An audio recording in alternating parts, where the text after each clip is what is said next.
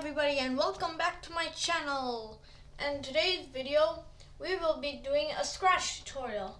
So this is chapter 1 in my series. So this is like the very basics of Scratch. So let's get into it. This could be us. So back to what I was saying. Could be us. So this is gonna be our goal for this chapter, to make a game that looks similar to this, where if you press go, you can control the cat with your arrow keys and make it go to the green flag, which results in this "you win" screen. Then when you press go again, it'll restart. Just like that. Okay, so let's learn about events in Scratch. So events basically tell lines of code when to go. So in this tutorial, we will be looking at two events: when go is clicked and when space key is pressed. You can change this to any key. We will be talking about these ones in later videos. And we will be talking about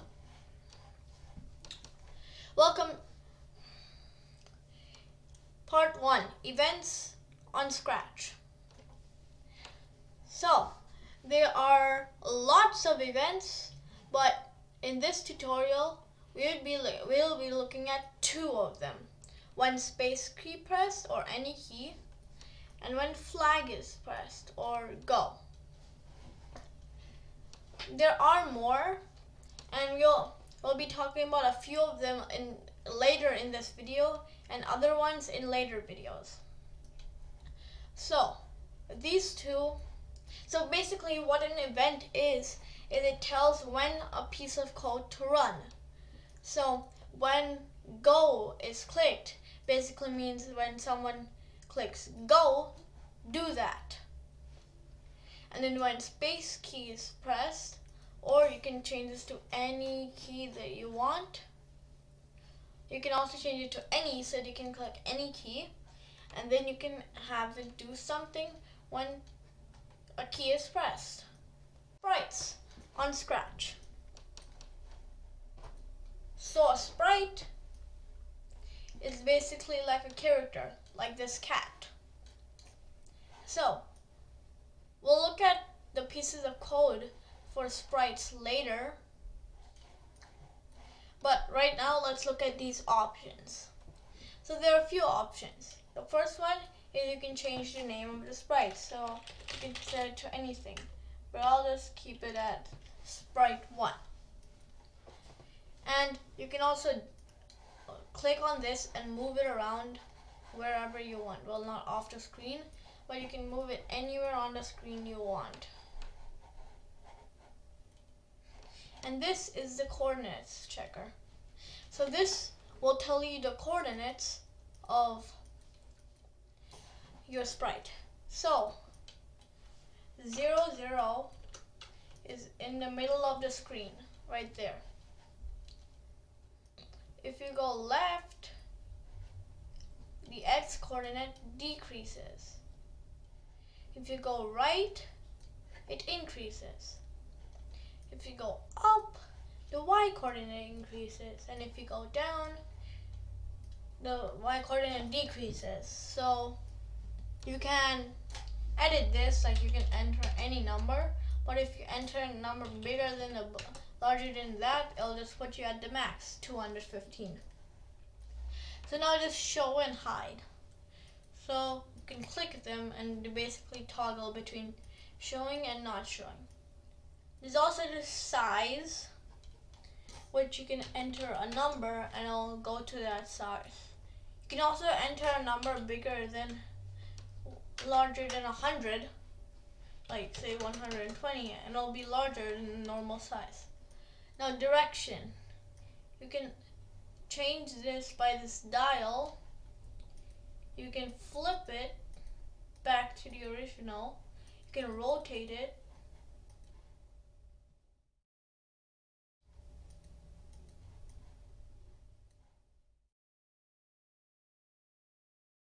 and you can lock it from rotating, so it won't rotate when you do the dial. So the rotating function rotates it to the direction the dial is facing. So if you have this on, then you can do it like whatever direction you want, and then click the rotate button and it'll rotate to that direction. There's this flip one that takes it back to its starting direction.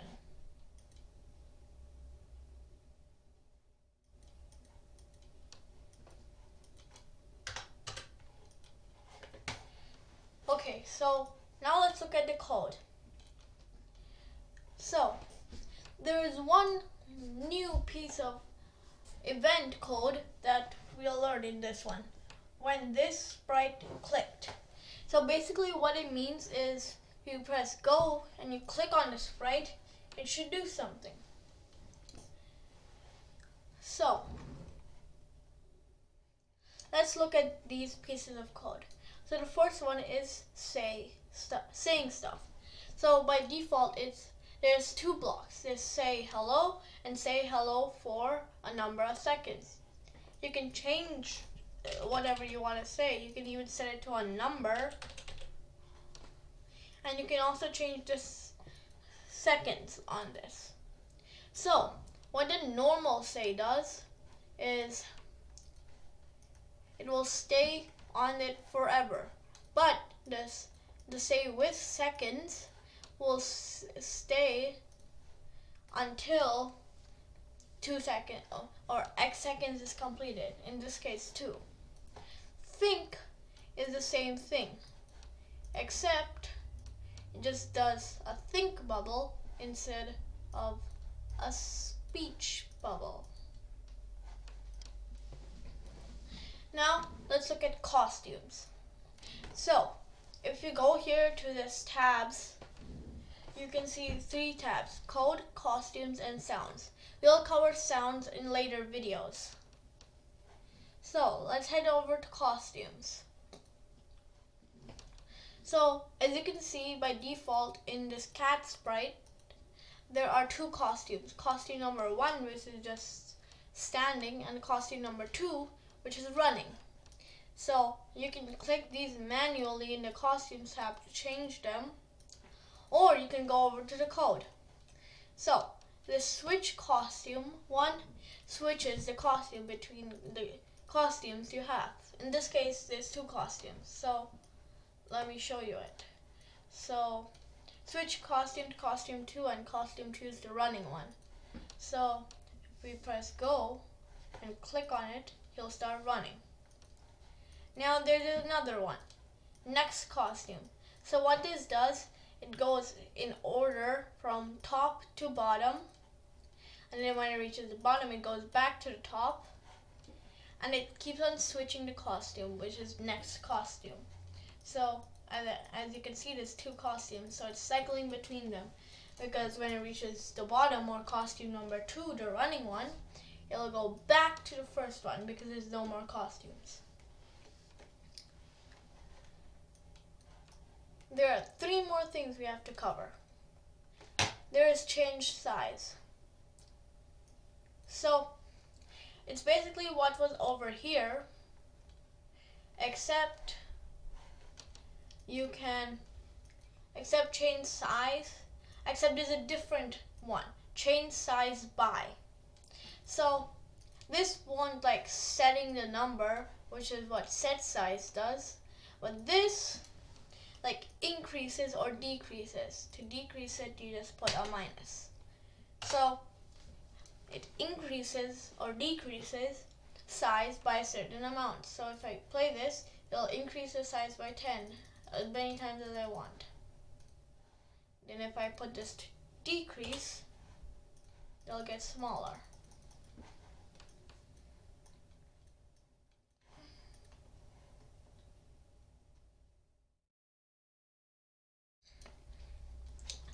Two more. So now we go over to visual effects.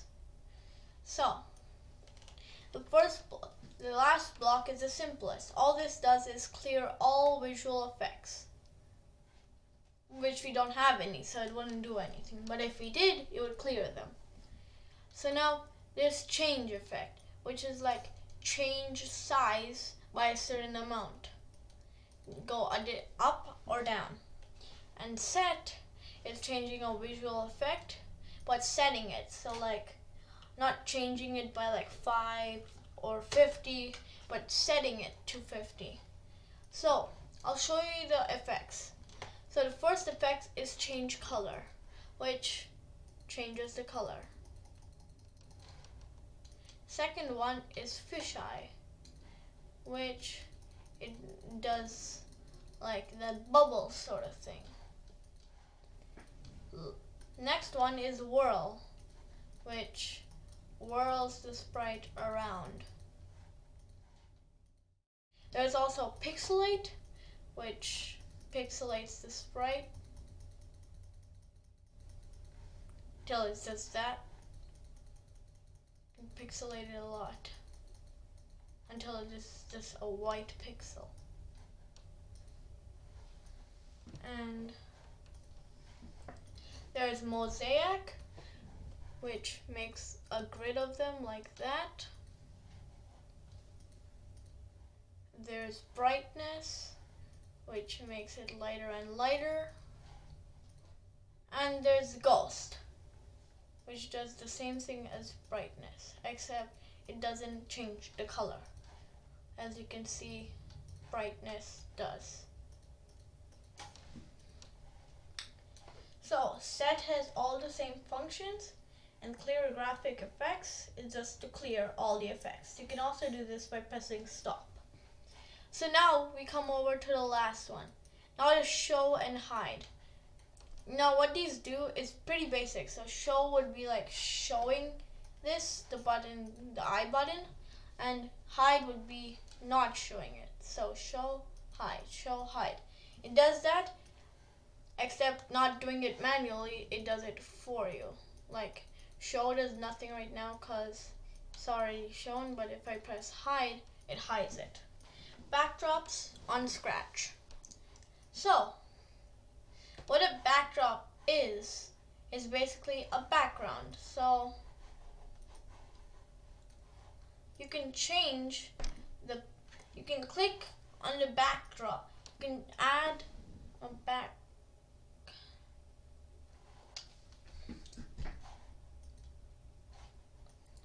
There is one last feature which you can do with sprites. Now you can see this cat plus button, which is choose a sprite. So there is this online gallery where you can search for sprites, and there's a load of them. You can make your own, which will open this, make a new sprite and open up the costumes area where you can design your own sprite. There's surprise, which gives you a random sprite, and there's upload sprite, so you can upload your own picture from your computer. Backdrops on Sprite. Backdrops on Scratch. So a backdrop is basically a background. So to access code for a backdrop, you click on the stage button, and then it goes to the latest backdrop. And if you want to switch to a different backdrop, you go to the backdrops menu, which is like the costumes menu. So there are no functions that you can do manually for a backdrop, but what you can do is use some code. So first of all, we have show and hide backdrops, which hides and shows backdrops. There's also this switch backdrop button. So if we add a backdrop, which you can do by choosing a backdrop from the online gallery, painting a backdrop, surprise, getting a random backdrop by pressing surprise,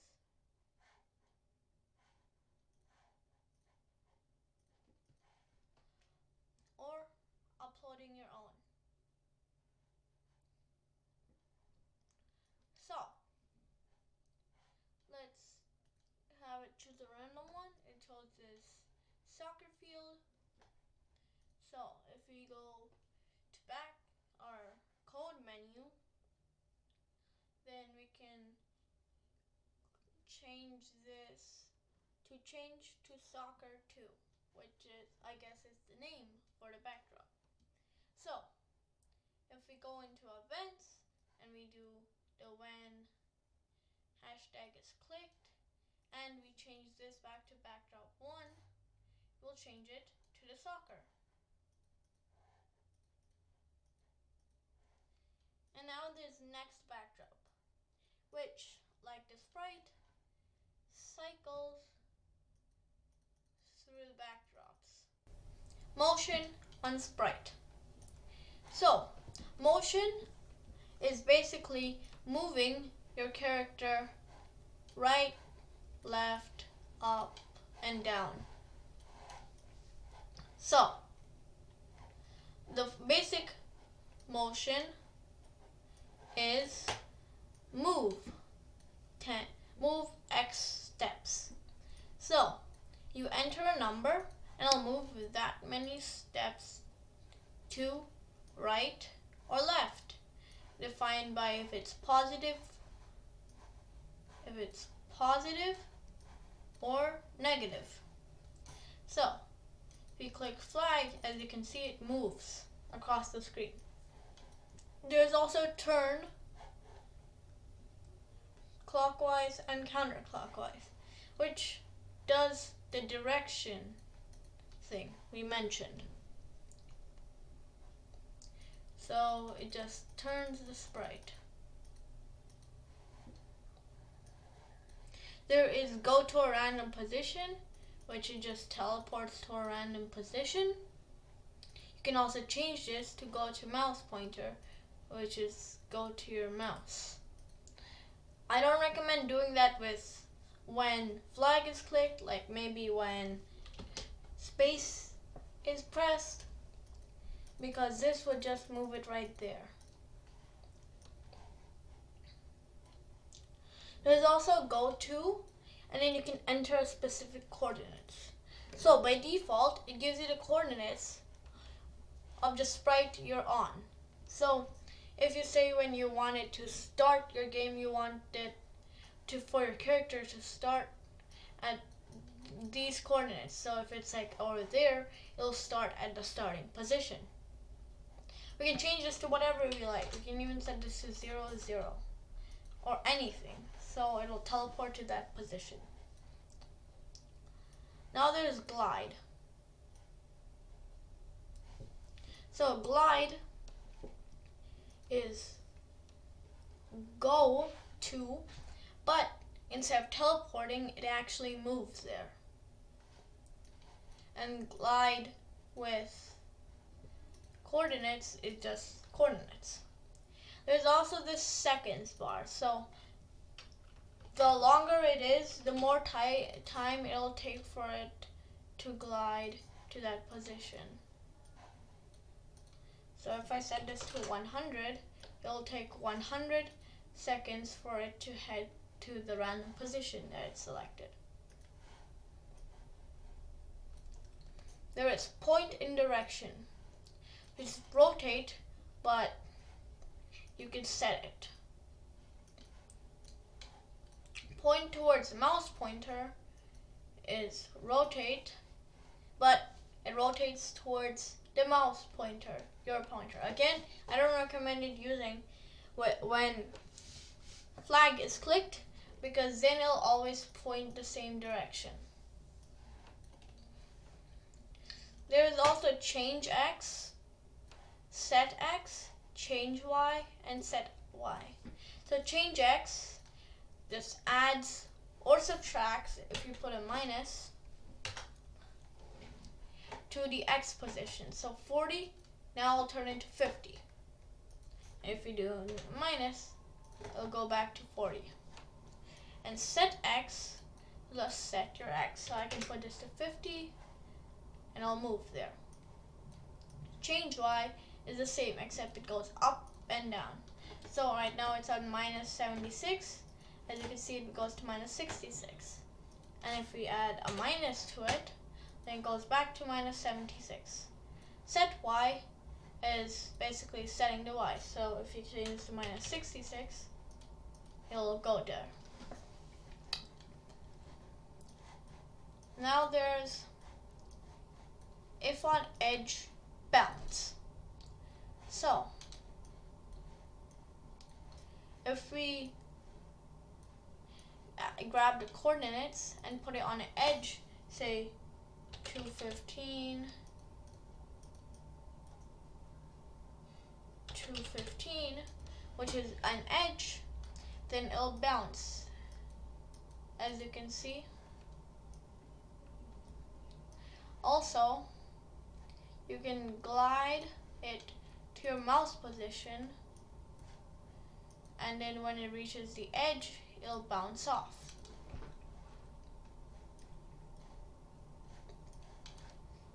Now there's set rotation style.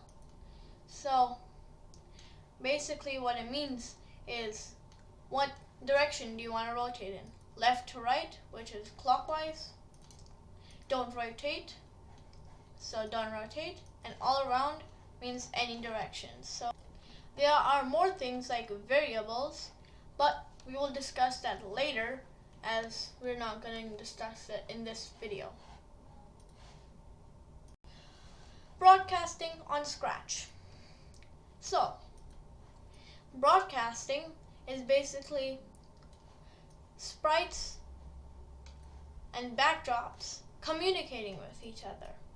So, I have this simple program where when the cat is clicked, it'll broadcast message 1. And then when Abby receives message 1, which it broadcasts, so when cat broadcasts or plays message 1 to the backdrops and the other sprites, in this case being Abby will get it and it'll move 10 steps. So if we click on the cat, because it says when this sprite is clicked, broadcast the message, this works. So let me explain how this works. So when the sprite is clicked, when cat is clicked, he will broadcast or call out to the backdrops and the sprites that message 1. So you can change this to anything. You can add hi or bye or anything like that. So now Abby is gonna get message 1 because cat called out to everything, including Abby. So a new event block called when I receive message. So right now it's set to message 1 because that's the only message there is. So when Abby gets message 1, she will move 10 steps. So it works exactly like that. You can do this to anything. You can even have cat call out hi and have Abby say hi for cat because cat cannot speak. Booleans and wait until block on Scratch. So first of all, what is a Boolean? So a Boolean is something that gives a true or false value. So a Boolean would be, one Boolean would be, for example, something being greater than 50. It can be greater or it cannot. So there are a few Boolean blocks in this Scratch. And you can see it's a Boolean by this triangle formation on its edges. There's touching mouse pointer. So if this sprite is touching mouse pointer, this will say that yes, this is true. He is touching mouse pointer. This can be anything. It could be edge or mouse pointer. Now if you click on this, it'll tell you that it's false because there's nothing there. There's also touching color. So if it's touching an object of the color you set it to, it will return a true value. As you can see, it's false right now.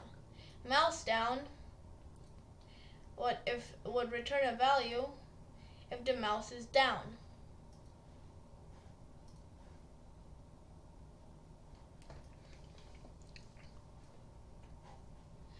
Color is touching color. So if an object of a certain color is touching another object of a certain color, it will do true, or else it will be false. You can click on any of these blocks and I'll tell you. So now there's math operations. These are pretty simple. It's something greater than something, something less than something, and something equal to something. So now greater and less have to be numbers, but equal, you can put in letters like G is equal to G. Now it'll return a true value because they are the same. But if I do G and 9, it'll be false because they aren't the same.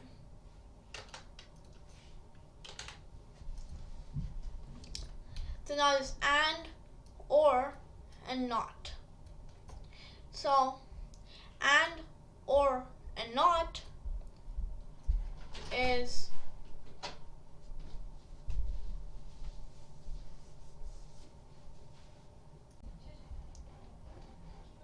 so and is basically if one Boolean and another Boolean are true, then and is equal to true. Then this block would be equal to true. But if both are false, this block would be equal to false. And if one is true and the other is false, still this will be false because it requires both of them to be true in order to be true. And the cool thing about and, or, and not is you can place any Boolean value block inside of this. You can also place or and not inside of these. Or is basically and, but if even one of them is true, then the block is true. Otherwise, if both of them are false, then it's false. And both of them are true, it's true. And if only one of them is true, it's still true. Because it's either this or that. Not is basically reversing a Boolean value. So as you can see, this block is false. And if we put it in not, not will be true. Because not false is true. Now the final one is something containing something. So apple contains A. This is true. And as you can see, if you put in not, it'll return a false value. So apple contains A is true because apple does have an A. It's in the starting. Now, this can also be a number. It could be 156 contains A. So now this is false. But if I do 6, it'll be true because 156 does have a 6 in it. Now let's look at the blocks. So if, then, else, wait until, and repeat until are the blocks that use Boolean values. But we will not be learning about this as we are only gonna need wait until for our game. So wait until is basically gonna wait until something is true. So wait until 0 is greater than, so it's gonna wait until something is greater than 50 and something is smaller than 50. and it'll wait until that happens, and then it's going to move on to the next line of code. So now we have learned every single topic we will need to know for our chapter 1 endgame. So I'll show you the game one more time. So when you press go, you have to maneuver cat to go to the flag, and then it says you win. So if you want to go ahead and try it yourself, try it. I'm going to show you how to open a project on Scratch now. So first of all, you go to scratch.mit.edu. So this is the Scratch website, and it'll take you to the website. I'm already logged in, but it will show you sign in and account information. So if you want to sign in, go ahead and do it. But if you don't, that's also fine. So you want to go over here to this create button and click on it. Then it'll load in up a project with you, with a cat, an empty backdrop, and nothing else. So first of all, we need to know if they have clicked the button go. So let's add a when go clicked, so now we know. And let's find a starting position for Sprite. So we can drag him around and put him in a starting position. I'll put him there. So now, as you can see, his coordinates are down here. So then when we go into motion, they'll automatically be set to it. So to start cat to the starting position when the game starts, you go to motion and you get this go to X, Y. And by default, this will already be set to where your sprite is. So what this will do is when the person clicks go, it will move cat to that position. So if I put it somewhere that's not there, if I click go, it'll move it to the starting position, which is this. So now we need to add something that will make cat move around when the arrow keys are clicked, which is what we want to do. So we will add 4 of these blocks because there's 4 arrow keys. And what these blocks are is when a key is pressed. Now there are 4 arrow keys: up, down, right, and left. So let's change it to this. So the first one will be up, the second one will be down, the third one will be left or right, fourth one will be left. So as we know, up is positive, is y positive, and down is y negative. X left is negative and X right is positive. So with that information, now we can go to motion and get this change X by 10 and change Y by 10.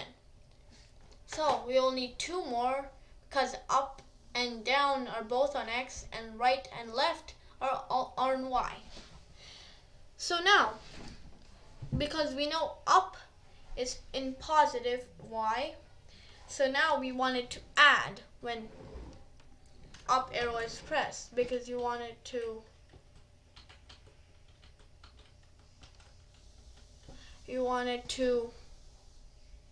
wait, mistake. So Y is actually up and down and X is left and right.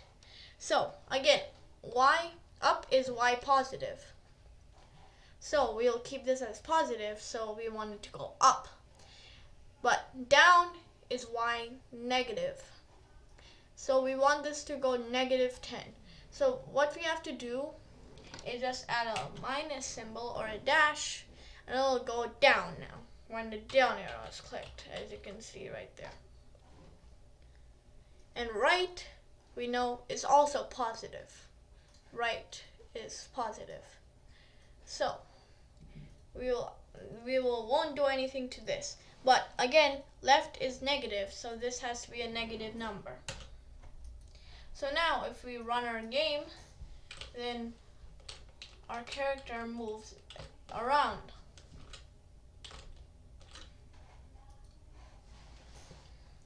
Okay, so now we need to add an objective. So has to hit a flag of some sort, a checkpoint. So we can go over to Sprite and search up whatever the checkpoint you want to be. I'll do a flag. So if I type in flag, a flag will show up, green flag. So now we have the green flag sprite. I want to place it over there in that corner. So I want cat to come all the way around here to this corner.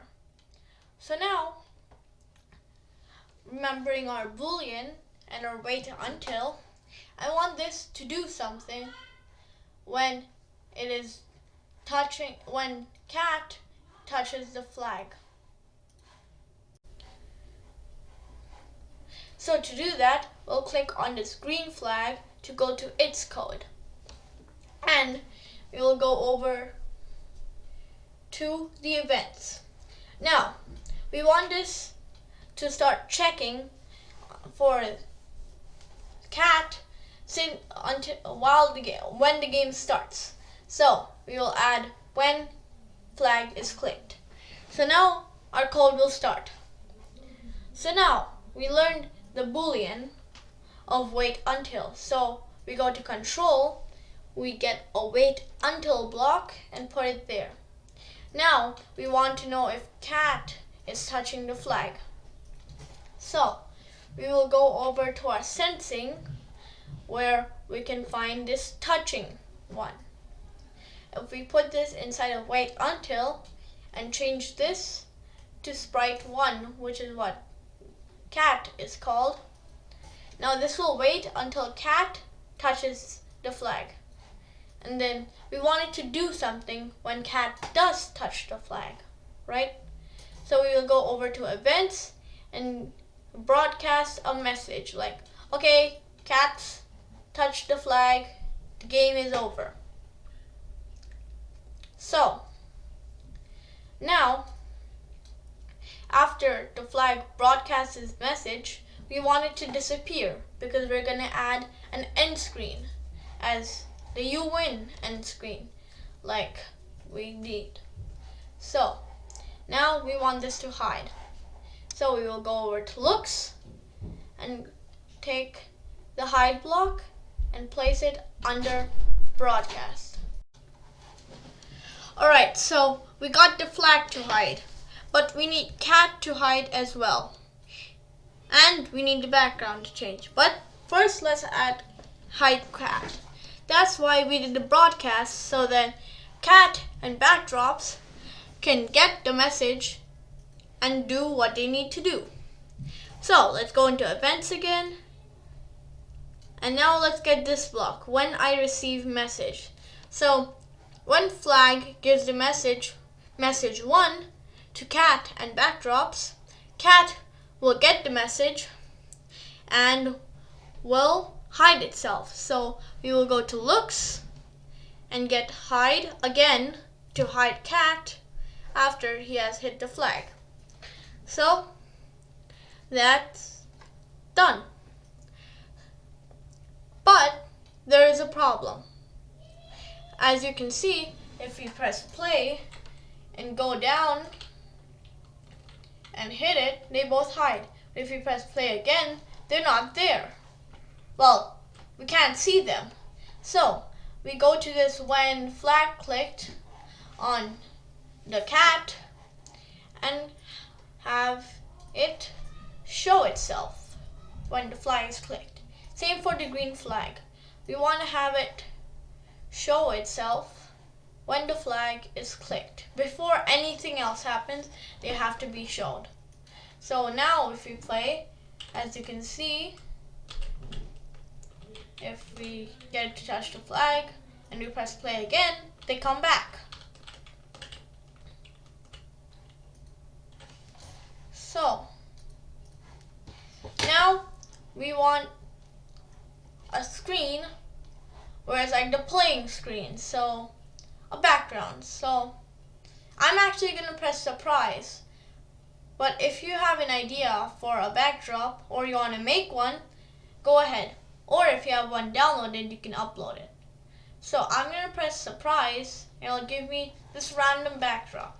Okay, so now what I want to do is click this stage button, which will get me the code for backdrops, and I'll go to the backdrop editor because we want an end screen, like a screen where it tells you like, okay, you've done the game, so you win.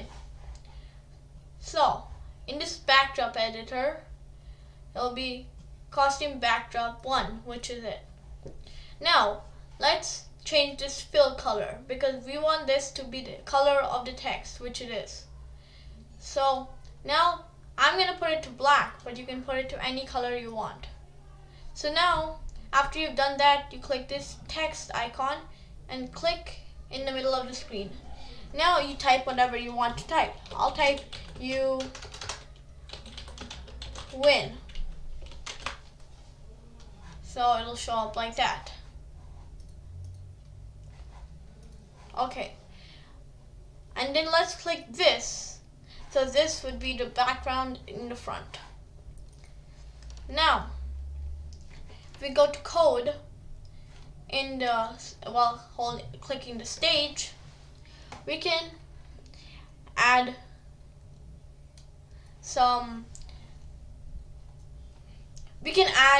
a line of code that will switch this to the win screen when you win.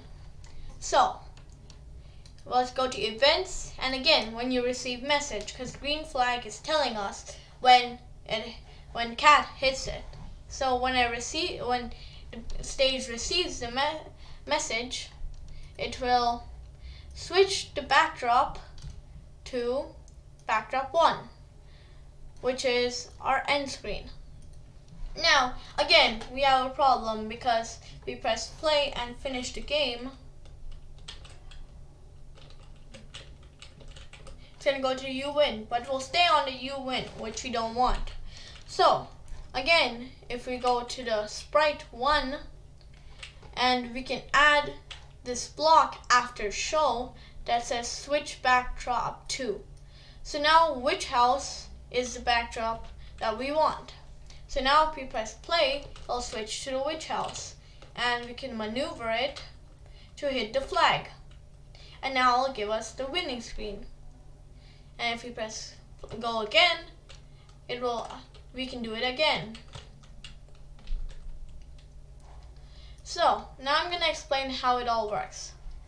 So when flag is clicked, we want cat to go to the starting position, which is up here. That's what the first block does. And the second block makes the cat visible because at the end of the game it disappears. And it also switches the backdrop to a witch's house, which is what I have selected here, because at the end of the game again it switches to the you win page. Okay, so now what these 4 blocks are doing is moving the cat in the correct direction when the arrow keys are pressed. And finally, the last one is when the flag says cat has touched me, then cat has to hide, which is why we put a show up here, so cat can show up again when the game starts.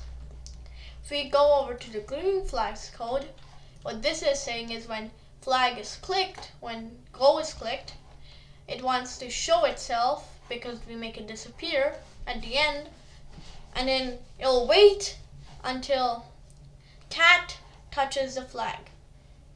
So it will stop doing anything until cat touches the flag. And then it will call out to everyone that message 1, cat has touched me, which is what makes cat hide. And then the flag itself also hides. If we go over to the stage, when the stage receives message 1, which is flag saying cat has touched me, then stage will switch the backdrop to the wind speed, backdrop 1. And because at the end of the game it switched the backdrop, you have to switch it back at the start of the game. So you have to switch it back to the witch house. And that is the game completed. As you can see, if you play it, it all works as normal, and then you can play it as many times as you want. So, thank you for watching this tutorial, and I'll see you in the next one.